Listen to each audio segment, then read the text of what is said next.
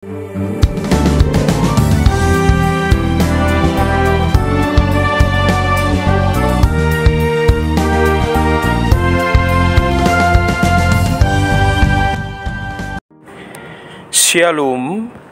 Selamat pagi Bapak Ibu Saudara yang dikasihi Tuhan.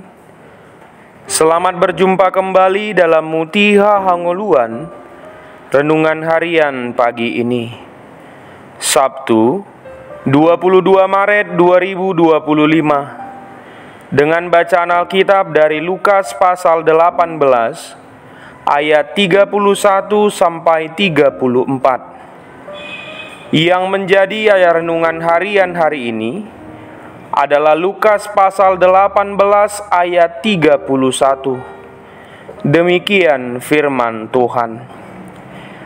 Yesus memanggil ke-12 muridnya lalu berkata kepada mereka, "Sekarang kita pergi ke Yerusalem, dan segala sesuatu yang ditulis oleh para nabi mengenai Anak Manusia akan digenapi." Pergi ke Yerusalem. Mungkin sewaktu kecil kita sangat senang jika orang tua mengajak kita pergi ke tempat bermain atau tempat rekreasi yang penuh dengan keceriaan. Sampai di sana kita dapat bermain sesuka hati kita dan dapat membeli apa yang kita mau dengan memintanya kepada orang tua. Selain itu, ketika kita pergi ke tempat rekreasi, kita akan menemukan hal-hal baru yang dapat menambah pengetahuan. Sepulangnya dari sana, maka akan ada bahan cerita yang akan kita sampaikan kepada teman-teman kita, baik itu di lingkungan rumah atau di sekolah. Saudara yang terkasih dalam Tuhan Yesus Kristus, dalam nats renungan hari ini, setelah Yesus Kristus memberikan pengajaran kepada orang banyak, menggunakan perumpamaan dan menyembuhkan orang-orang sakit, Ia memanggil muridnya dan mengajak mereka ke Yerusalem. Tuhan Yesus tahu bahwa Ia akan menderita, diolok-olok, dihina, dibunuh, dan bangkit pada hari ketiga. Dan semua ini adalah bagian dari rencana indah Bapa memberi umat manusia kepastian dalam hidup bahwa mereka tidak akan binasa. Yerusalem sebagai pusat keagamaan dan spiritualitas bangsa Yahudi akan berubah menjadi tempat bagi Tuhan Yesus melaksanakan misi Bapa atas manusia, bahwa Ia akan mengalami kematian dan kemudian kebangkitan. Ajakan Yesus agar murid turut serta ke Yerusalem mengisyaratkan adanya pengajaran berharga yang akan mereka dapatkan. Mereka akan turut menjadi saksi akan kematian dan kebangkitan Kristus. Dengan menjadi saksi atas kematian dan kebangkitan Kristus, maka mereka akan turut menjadi pelaku-pelaku yang akan mengagungkan nama Tuhan Yesus dan kasih-Nya.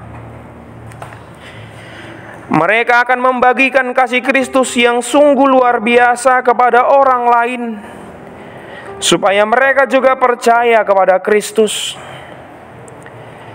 Nubuat akan kedatangan Mesias sudah sejak dahulu dinubuatkan oleh nabi-nabi Perjanjian Lama.